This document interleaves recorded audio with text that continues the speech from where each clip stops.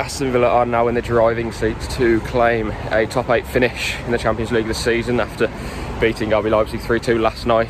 5-goal thriller at the Red Bull Arena. Villa were full value for their win, I thought. There was 2 defensive lapses, which I'll get on to later, but Villa controlled large parts of the game. Should have been at least 2 goals up, really, in the first 25 minutes. They were exceptional, I thought. Considering their performances and form away from home in Europe under Emery, they'd only won 2 matches against AZ Alkmaar and Young Boys, and this is a step up in quality in terms of playing RB Leipzig side, yes, who have lost their 6 matches now in the Champions League, but against some real top sides. They did not have a lucky draw at all. They played Inter, Atletico, Liverpool, they played Juventus as well.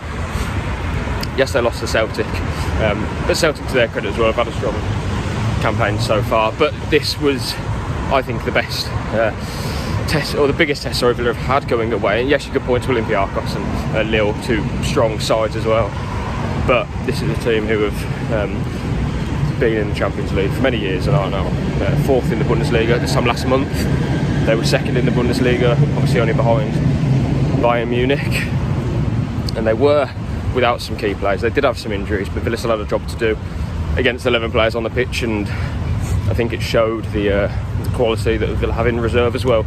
Tactically, I think they were fantastic. Emery set them up perfectly. Matty Cash playing on the right side. That was, I think, one of the best games I've seen Matty Cash play in a Villa shirt. I don't think that's an exaggeration either. I think it was outstanding.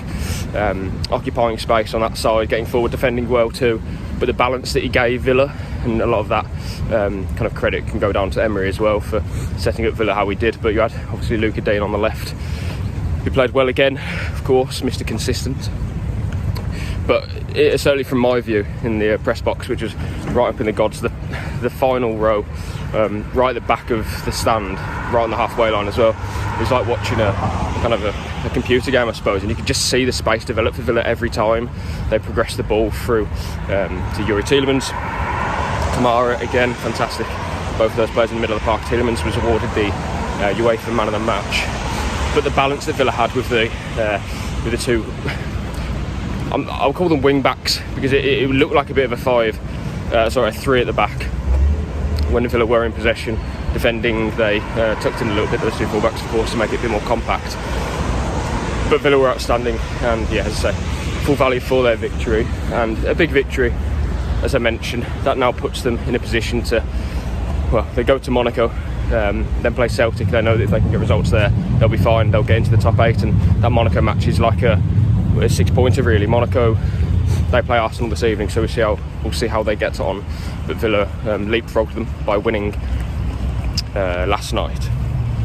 A word on Jhon Duran, of course, coming off the bench at the break, or for the start of the second half. Another outstanding goal, one that I don't think Galassi will look back on particularly fondly, but Duran still needs to have the kind of peace of mind to apply that certain finish, and it came just a few minutes after he tried to take the leather off the ball from an opportunity around the edge of the box, or just inside the box, I think. I can't quite remember now. It came from a corner. I think one of the Villa players laid it back for him, and he's tried to slam it past the keeper, and yeah, he's got his finish wrong basically, and the ball's gone wide.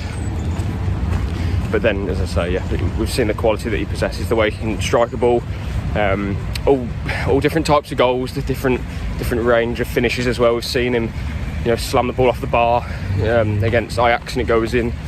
Everton was a different strike, kind of cutting across the ball.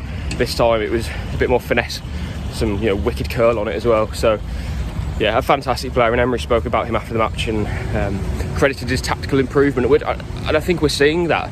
I did a piece earlier suggesting that Captain Chaos is kind of outgrowing that tag now, and there's still a lot for him to improve on. But that makes it pretty scary considering the level that he's at right now. He's still young, turns 21 on Saturday when Villa play Forest, and a fantastic interview from forget the second, Alex on Amazon Prime, translating Jhon Duran's interview, and he said that he's not thinking about celebrating his birthday, he just wants to celebrate it by scoring on Saturday. And he also spoke about his relationship with Ollie Watkins in terms of competition, and he says that he relishes that, and he loves the competition that he has with Watkins, of course came off with a small injury at half time. We don't know the severity of that yet, but a small injury would suggest that hopefully he can come back into kind of contention for Forest, I suppose, at the weekend, but we'll see. Emery will speak to the media later this week ahead of that match. But it is an interesting dynamic, and I did think that maybe they'd play together, but I suppose playing two halves each, completely different dynamic, but similar in terms of giving them both a chance to impress. And I thought Watkins did very well in the first half. A couple of loose touches, but the way he stretches the defence and his peace of mind and his awareness of where his teammates are, that's something that Duran can improve on. And again, I think we're seeing signs of that. Duran's hold-up play now is much better. He is more in tune to what Emery wants, as I said earlier, from a tactical perspective. But Watkins was unlucky not to get a goal in the first half. John McGinn just slightly delaying his pass, but we can't be too critical, because it was actually very close to being onside. Good finish by Watkins, and he has another chance not long after in a similar position, but nowhere near as. I don't know what the XG on it was, but yeah, his finish wasn't so good. I think he slipped, not too sure. But McGinn, yeah, again, fantastic. He's been brilliant for the last couple of games. Matty Cash, as I said, on that right side, fantastic. Morgan Rogers as well for the first, I think, 30 minutes of the first half, pretty unplayable. Faded a little bit, but that came because Villa lost a bit of control, you feel, in their game, and of course that will impact what the forward players are able to achieve when they're on the ball. All in all, a result, as I say, that puts Villa now within, I'm not going to call it touching distance, but they can now go to Monaco and use this almost like, I said before the Bruges match, that if Villa could beat Bruges, they then play Juventus and host Juventus with the opportunity of, okay, if we win this, we are,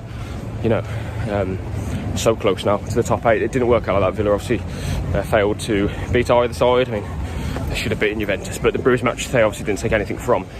They now have the opportunity again to go to Monaco, and now this is a real opportunity to put down a marker, and we'll see how the results go tonight, but there could be a possibility that they secure top 8, I think, if they were to beat Monaco, because lots of the teams play each other that are around Villa at the moment, looking for a top 8 finish. It's a strange Champions League campaign around which clubs are and are not, where Villa are as well.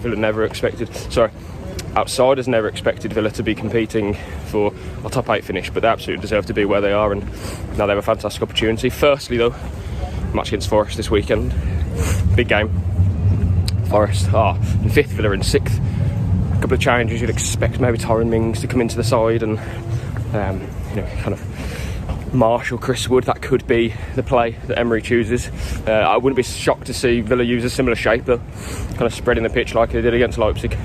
So we'll see what happens there. Then Villa play City at home, then Newcastle away, then it's Brighton at home and Leicester at home. So big games, but Villa now have confidence, and this is what Emery said after the match as well. He said that they've rediscovered that confidence and belief after winning the last 3 matches, and maybe that goes under the radar a little bit because Villa went so long without a win. They've now won 3 in a row, and that's that shouldn't be. It's a situation where Villa, we know how good they can be, and we haven't seen it. That Leipzig performance, shall I say? That I was more enthused by that than even the result, because even against Brentford and Southampton, Villa, I think they're in first gear for definitely the Southampton match, maybe part of the worst second half against Brentford, because they'd really essentially won the game by half time. But Leipzig, that was not a 90-minute top performance, but for 70 minutes you'd probably say they really did control things, and just a shame about the 2 goals. Marnes, for me, should be coming out of that situation. If he's coming out to the edge of his box, the defenders know that he's going to try and take the ball. He didn't. He hesitated and came back. That's a mistake on his part, in my opinion. And the second goal as well, a direct ball over the top, but they don't stop a cross, and Pau Torres not following his man. Not just his fault, of course. There's other defenders in the situation that could have dealt with it better. It was a top finish, and as I say, a couple of mistakes which could have actually put them in a position where they were behind late on. Openda with a great opportunity. Marnes did make up for his error. I thought made some important saves at the end. But Villa now in a really strong position in the Champions League, position where I don't think anyone expected them to be in with 2 matches remaining. So here we go, big opportunity for them to now book their place in the round of 16 next month.